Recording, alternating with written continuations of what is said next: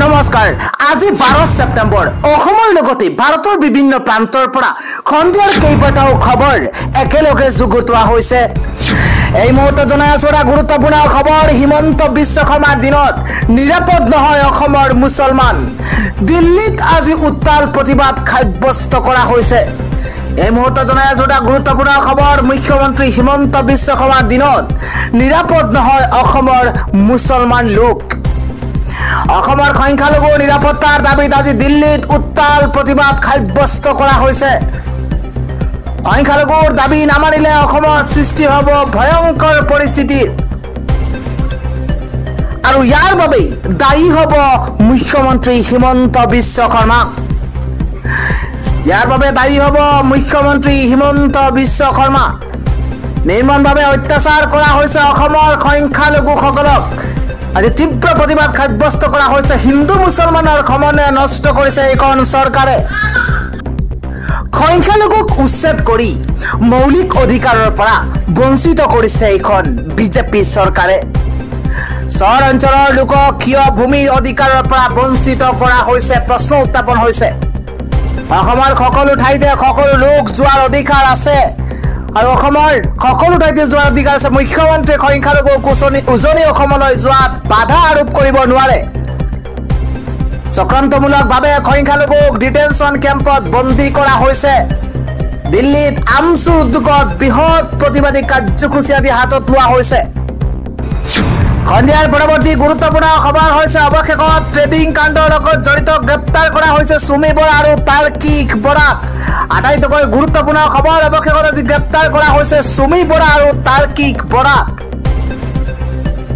কান্দি কান্দি মুখ ডাকি তত পোৱা নাই মহাপ্ৰবঞ্চক সুমি বৰা আৰু তাৰ্কিক বৰাই আত্মসমৰ্পণ কৰিবলৈ আহি এছটিএফৰ জালত পৰিছে মহাপ্ৰবঞ্চক সুমি বৰা আৰু তাৰ্কিক বৰা আৰু অৱশেষত আজি গ্ৰেপ্তাৰ কৰা হৈছে সুমি বৰা আৰু তাৰ্কিক বৰাক 10 দিনে আৰক্ষীৰ চকুত ধুলি দি পলাতক হৈ আছিল সুমি বৰা আৰু তাৰ্কিক বৰা আৰু ডিব্ৰুগড় জিলাৰ পুথিভঁৰালৰ সন্মুখৰ পৰা এছটিএফে নিজৰ জিম্মাত লৈছে সুমি আৰু তাৰ্কিকক সবাতোকৈ গুৰুত্বপূৰ্ণ খবৰ পুৱা 6:30 বজাত এছটিএফে নিজৰ জিম্মাত লৈছিল সুমি আৰু তাৰ্কিকক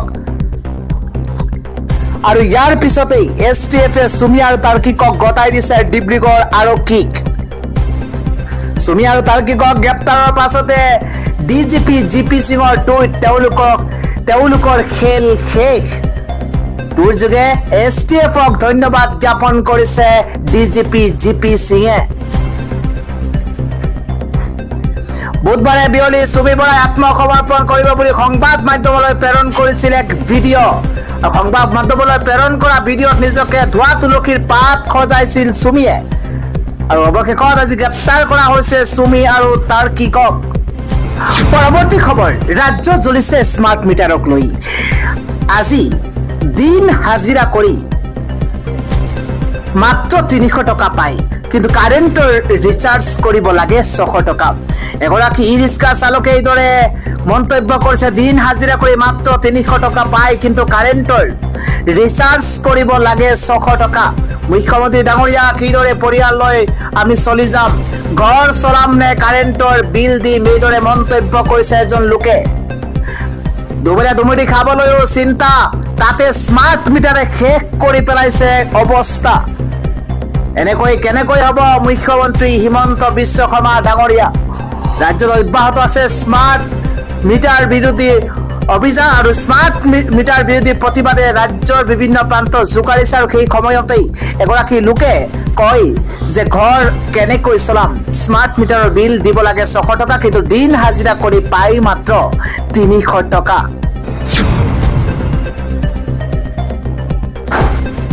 আন এটা গুৰুত্বপূৰ্ণ খবৰ হৈছে আছুৰ সাধাৰণ সম্পাদকৰ পদ ত্যাগ কৰিছে শংকৰজ্যোতি বৰুৱাই আৰু অত্যন্ত গুৰুত্বপূৰ্ণ খবৰ আছুৰ সম্পাদকৰ পদ ত্যাগ কৰিছে অৱশেষত শংকৰজ্যোতি বৰুৱাই আৰু অত্যন্ত গুৰুত্বপূৰ্ণ খবৰ ৰাজহুৱাকৈ সাধাৰণ সম্পাদকৰ পদ ত্যাগৰ কথা ঘোষণা কৰিছে শংকৰজ্যোতি বৰুৱাই বিতৰ্কৰ পাছতে আছুৰ এৰাৰ সিদ্ধান্ত শংকৰজ্যোতি বৰুৱাই এটা অত্যন্ত গুৰুত্বপূৰ্ণ খবৰ শংকৰজ্যোতি বৰুৱাই ফেচবুক পোষ্ট কৰি এই কথা ঘোষণা কৰিছে আৰু অৱশেষত পদত্যাগ কৰিছে শংকৰজ্যোতি বৰুৱাই। ৰাজ্যবাসীৰ কাৰণে সবাতোকৈ গুৰুত্বপূৰ্ণ খবৰ হৈছে পুনৰ 5 দিনৰ আৰক্ষীৰ জিম্মালৈ চুমি আৰু তাৰ্কিক। অত্যন্ত গুৰুত্বপূৰ্ণ খবৰ, 5 দিনৰ আৰক্ষীৰ জিম্মালৈ প্ৰেৰণ কৰা হৈছে চুমি তাৰ্কিক বৰাক। আৰু আৰক্ষীয়ে 7 দিনৰ জিম্মা বিচাৰিছিল দুয়োকে। সত্ৰ ন্যায়াধীশৰ আদালত হাজিৰ কৰোৱা হয় চুমি আৰু তাৰ্কিকক। চুমিক চাবলৈ আদালতত অগণন লোকে ভিৰ কৰা পৰিলক্ষিত হৈছে আৰু আদালতলৈ নিয়াৰ পূৰ্বে স্বাস্থ্য পৰীক্ষা কৰোৱা হৈছে দুয়োকে। চুমি আৰু তাৰ্কিকক স্বাস্থ্য পৰীক্ষা কৰা হৈছে। 11 দিন পলায়নৰ পাছতে আজি আত্মসমৰ্পণ কৰিছে চুমি আৰু তাৰ্কিকে। পৰৱৰ্তী গুৰুত্বপূৰ্ণ খবৰ হৈছে সদৌ অসম কোচ ৰাজবংশী সন্মিলনী। ভগ্নী সংগঠনৰ সদৌ অসম কোচ ৰাজবংশী মহিলা সন্মিলনী ধৰ্ণা আজি কাৰ্যসূচী।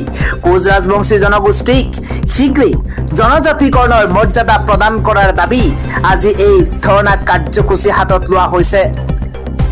পৰৱৰ্তী গুৰুত্বপূৰ্ণ খবৰ হৈছে আজি উচ্ছেদস্থলীত গুলীচালনা কৰা হৈছে। উত্তপ্ত পৰিস্থিতিৰ সূচনা হৈছে। ক'ত এনে কাণ্ড সংঘটিত হৈছে এই মুহূৰ্তত জনোৱাৰ চেষ্টা কৰিছো। সোণাপুৰৰ উচ্ছেদস্থলীত আজি আৰক্ষীৰ গুলীচালনা। উচ্ছেদিতই লাঠি জোং লৈ আক্ৰমণ কৰিছে আৰক্ষী প্ৰশাসনক। সবাতোকৈ ডাঙৰ খবৰ এই মুহূৰ্তত জনোৱাৰ চেষ্টা কৰিছো। আৰক্ষীৰ বাহনৰ ওপৰতো আক্ৰমণ চলাইছে দখলকাৰীয়ে। উচ্ছেদত বাধা প্ৰদান কৰি আক্ৰমণাত্মক হৈ পৰিছে বেদখলকাৰী।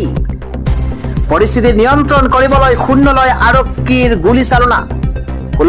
শূন্যলৈ আৰক্ষীয়ে গুলীচালনা কৰিছে আৰু উচ্ছেদিতৰ ৰুদ্ৰৰূপ দেখি এতিয়া পলায়ন কৰিছে আৰক্ষী প্ৰশাসনে। উচ্ছেদস্থলীত এক ভয়ংকৰ পৰিস্থিতিৰ সূচনা হৈছে। কথমপি প্ৰাণ ৰক্ষা পৰিছে প্ৰশাসনিক কেইবাগৰাকীও বিষয়াৰ।